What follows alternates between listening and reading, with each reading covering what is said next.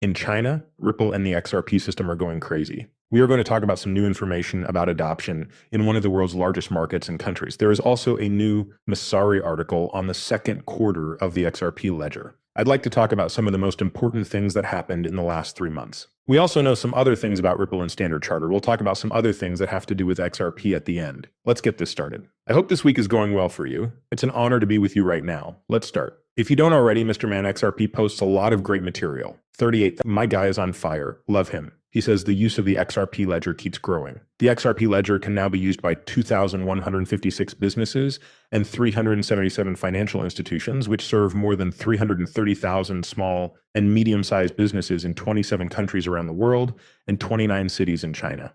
State-owned giants like ChemChina, China Mobile, China Railway, and Costco are among its business clients. Is that the Costco? It looks like Costco, but I think it's Costco. China Gas and COFC, as well as well-known names like Under Armour and Nike. By adding the link badges to the global supply chain finance platform and the XRP ledger, some of the biggest companies in the world are tokenizing real-world trade flows. Cross-border settlement and digital assets backed by real goods, bills, and receivables will be possible. The XRP ledger is a part of the global trade finance system, which is worth more than $5 trillion a year. It is built on Ripple's technology. Putting the XRP ledger in the middle as a neutral settlement layer makes it a strong link between Chinese companies with ties to the government and Western businesses. And some of the pictures they shared were pictures of company news. In fact, this is today's date, which looks pretty hot. Then you have the Link Logos Cloud, which talks about how many customers they have and what kinds of businesses they work with. It's some stuff I just went over. So we threw this into trouble. We both learned some of the same things. I wanted to know if there was any more information. They were already talked about, but you can pause and look them over again if you'd like. It does say that by connecting supply chain finance to the XRP blockchain, Link Logos is tokenizing real-world trade assets like invoices and receivables for big businesses. This makes it possible for these assets to be settled across borders using digital tokens that are transparently backed by goods, contracts, or cash flows. This lets the trade finance and industry that handles more than $5 trillion around the world use the XRP ledger and Ripple's blockchain for speed and openness, increasing liquidity, lowering friction, and allowing automated settlement between China and the West and other places. I have a question for you now. Picture yourself as the leader of China Jinping. There's a lot of cheating, right? Some of this money is going somewhere you don't know. Putting your money on the blockchain must be the best way to tell if it's being stolen or not, since you'll be able to track down every smell and know where everything went afterwards. I think that blockchain does help leaders in China and other places around the world figure out where some of this money is going, and if it's a waste, it does talk about building a strong blockchain. With its partnership with Link Legos and the XRP blockchain, Ripple's technology has become an important part of global trade finance. It can now support international trade between China and big Western brands, as well as a neutral decentralized layer. There are a lot of cool things about utility and network effects in this article. A lot of this is something we read every day, so I don't need to read it again. But if you want to, feel free to pause and read on. Let's go straight to the Missouri report. I threw away the whole report. Look at this. It's because I confused the whole report. Instead of reading it all to you and putting you to sleep, I just asked it to tell us the most important parts and new information in this report. That being said, here they are. The XRP Ledger EVM sidechain went live on June 30th. It gave Ethereum and EVM developers access to smart contracts that work with EVM and made it easy for them to build on the XRP ledger. As part of the Ripple version 2.5.0, which came out in June, tokened escrow XLS85 was added.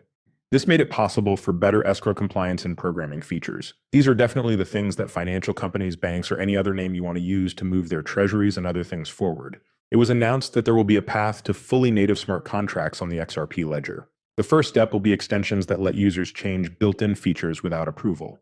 This will set the stage for a wider DeFi adoption of the XRP ledger. There wasn't much growth on the XRP record for years because no one was really building.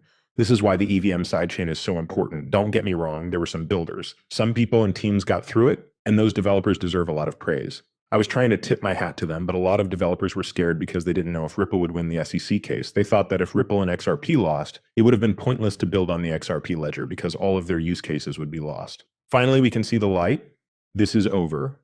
The SEC gave up their cross appeal, Ripple did, and the judge pretty much said it was over. You can now do all of these things with smart contracts. There are makers coming in, and this is going to be a really great time for the XRP blockchain. Why is this all important, right? It's clear that building these projects and getting more people to use the DeFi levels is very, very important.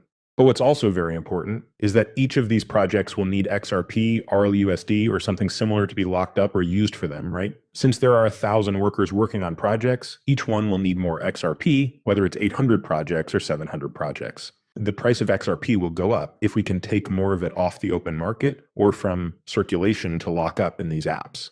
That's what we want to do. We want to raise the price and decrease the amount of money that is in circulation. What I think will happen is that we'll have a huge impact.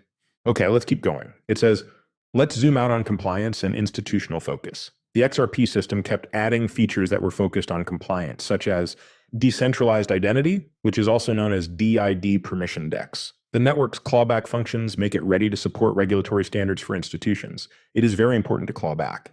So if you've ever bought something on Amazon and thought, man, this isn't what the picture looked like and it's not what I paid for, so you go give that back. To get that money back as a return or something, you need to be able to claw back or get back the money you spent. What the clawback function does is kind of the same thing. Some of the most important regulatory approvals that Ripple got were licenses from the Dubai Financial Services Authority to apply for a US and a US national bank charter. When Ripple bought Rail, a stablecoin payments tool that works with Aon BNY Mellon as the RLUSD's main custodian, it created a lot of new partnerships. When it comes to Rail, Ripple spent $200 million on it because 10% of all B2B business is done for Rail with safe coins. We know that there is only so much support for stablecoins or business-to-business coins out there. And with this one buy, Ripple was able to get 10% of the world stablecoin business-to-business payments market. Yes, take a look. That's an extra 10 to 15% if Ripple gets another company. If they buy that, they will be in charge of 25% of all stablecoin payments between businesses around the world. It's not possible to build everything. This is something Ripple is aware of,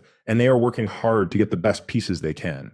It talks about measures every 3 months and asset growth. As of the end of the third quarter, XRP's market cap rose 8.5% to 130 billion. It is still the fourth biggest cryptocurrency by market cap. Real-world asset market cap on the XRP ledger rose 13% quarter over quarter to 31.6 million. This is due to Guggenheim issuing real-world assets and Control-Alt stablecoin market cap rising 150. There are 65 million of those on the XRP database, so maybe about 10% just to give you those extra facts and information. Several stablecoins have also been released, such as Circle USD, Straits X, XSGD, and Schumann Financial, which is a stablecoin backed by Europe that is building institutional-grade assets on the XRP blockchain. I see a lot of different countries and companies building their own safe coins on the XRP ledger.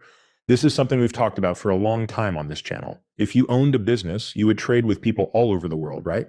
You are paying off bills and exchanging money. What's the best thing that could fix that, right? Help your company with some of those problems. You can use any coin to buy or sell anything on the XRP ledger. It does seem to make sense, right? It does talk about how environments, networks, and communities are changing. The total number of names in the XRP ledger went up by 4%